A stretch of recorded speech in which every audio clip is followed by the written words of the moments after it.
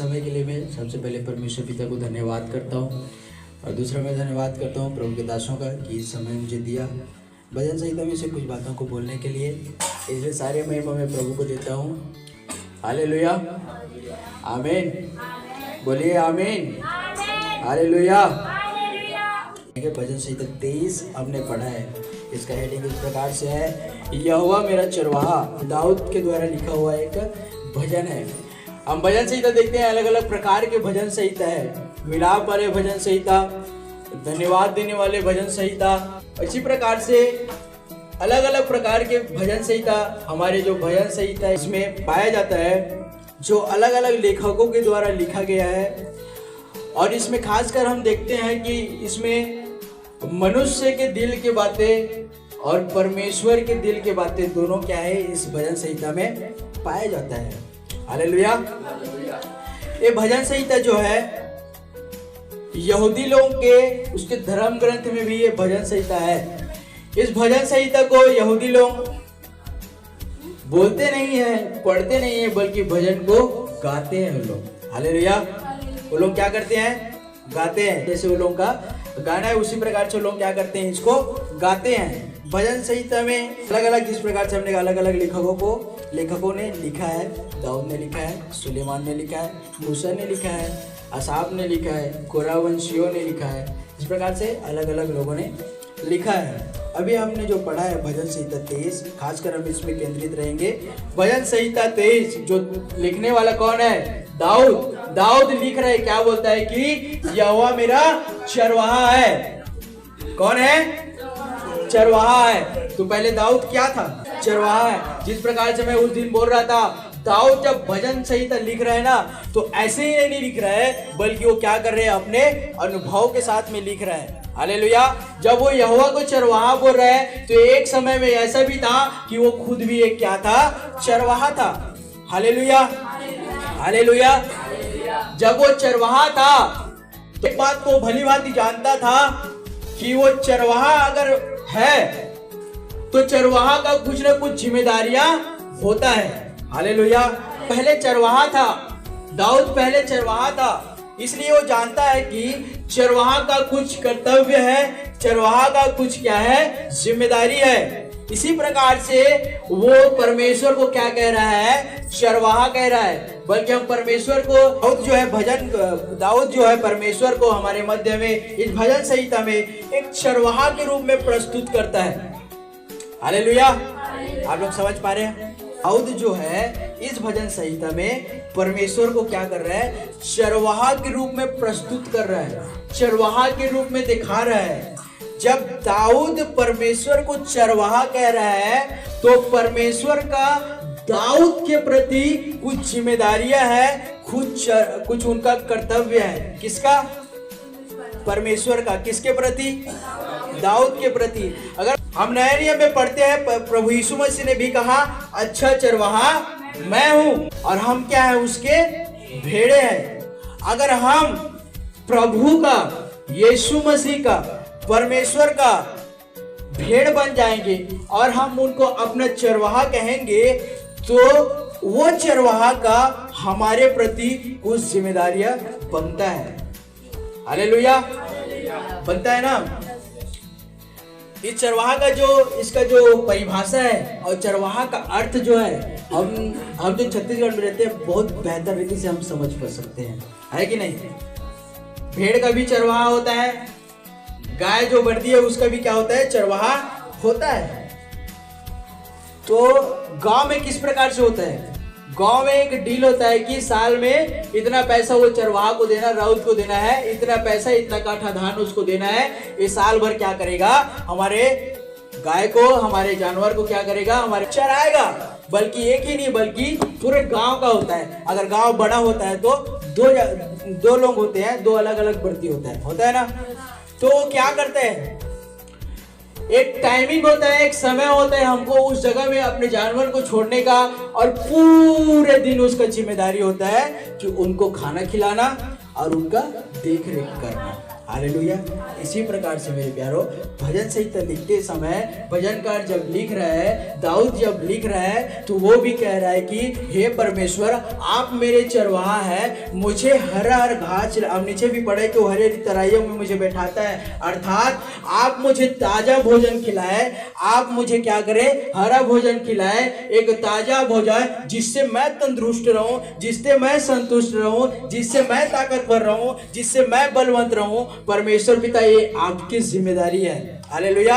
जब आप परमेश्वर को चरवाहा बोल रहे हैं तो आपको खिलाने का जिम्मेदारी किसका है? आपके चरवाहा का, आपके परमेश्वर का। Hallelujah, hallelujah. लेकिन आप चरवाहा आप अभी तक बनाए ही नहीं है तो खिलाएगा कैसे, है ना? अगर आप चरवाहा बनाए ही नहीं है तो खिलाएगा कैसे? गांव में जो उसका ग्रुप होता है उसमें अगर कोई बाहर का जानवर आता है तो उसको मार के राउत क्या करता है? भगा देता है कि नहीं? अगर आप चरवाहा के भेड़ बने नहीं है, चरवाहा के उसके अंदर में आए ही नहीं है, उसके अंदर में रहते ही नहीं है, तो आपको कैसे खिलाएगा? अपने ग्रुप में लेकर के कैसे चलेगा? हालेलुया।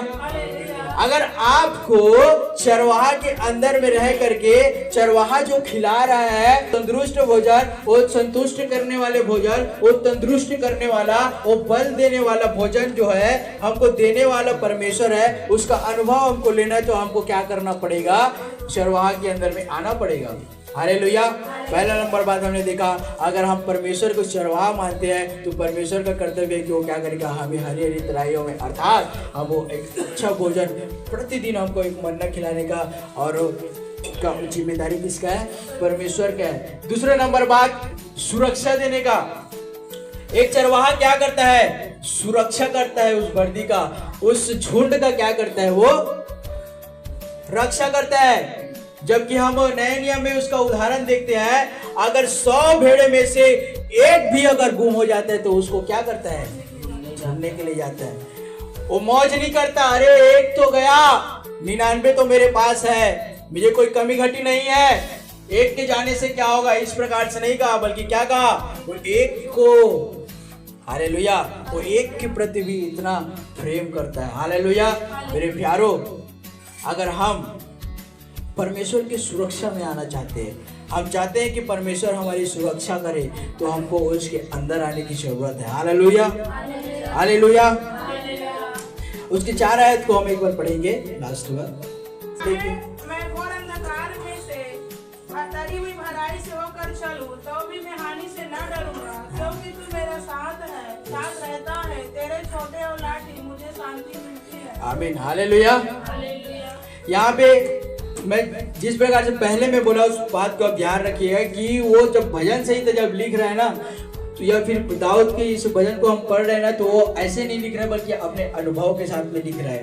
वो अंधकार से भरी हुई तराई में गया, एक ऐसे तराई में, एक ऐसे जंगल में गया जहां बहुत ज्यादा क्या है? जंगली जानवर होता था। और ऐसे जंगल में होकर के गया है जहां बहुत सारे खूंखार जानवर होता था। उस तराई से, उस जंगल से निकल करके वो पार हो गया, फिर भी उसको कुछ हानि नहीं हुआ। Hallelujah, hallelujah. घोर अंधकार में होकर के गुजरे हैं 2023 में। कई प्रकार की समस्या हमारे परिवार में आया, हमारे व्यक्तिगत जीवन में आया, हमारी कलीसिया में आया, खासकर इस जगह में शैतान ने अलग अलग प्रकार से इस जगह में आराधना बंद हो जाए, इस जगह में आकर के लोग उद्धार न पाए, इसलिए कई सारे षड्यंत्र को रचा। इस जगह में घटना हुआ, लेकिन उस घटना के बाद में भी सोचा होगा कि मैं कितना बुद्धू हूँ, इतना सब कुछ कर लिया, फिर भी इस जगह में आराधना बंद नहीं हुआ। सभी लोग आराधना करते जा रहे हैं, सभी लोग आते जा रहे हैं, लोग आकर के उद्धार पा रहे हैं, लोग आकर के बपतिस्मा ले रहे हैं। इस प्रकार जो अपना सर पटक पटक के रो रहा होगा ना। हालेलुया। तो मैं क्या कह रहा था, यहोवा हमारा चरवाहा है, हमें कोई घटी नहीं होगा और हमारा सुरक्षा भी वो परमेश्वर करेगा। हालेलुया। हम घोर अंधकार से भरी हुई तराई में भी होकर के जाएंगे, फिर भी वो परमेश्वर क्या करेगा? वो हमको खिलाने के लिए और सुरक्षा करने के लिए तैयार रहता है। Hallelujah, hallelujah. हमने गा रहे थे ना आज गाना, वो हमारा परमेश्वर रहोबोत का खुदा। Hallelujah, hallelujah. जब अंधकार से भरी हुई तराई हम इस इसको और हम अच्छी रीति समझने के लिए उदाहरण के लिए हम दे सकते हैं। अंधकार से भरा हुआ था, अर्थात जब इजरायली लोग मिस्र से निकले तब वो मरुभूमि में पहुंचे।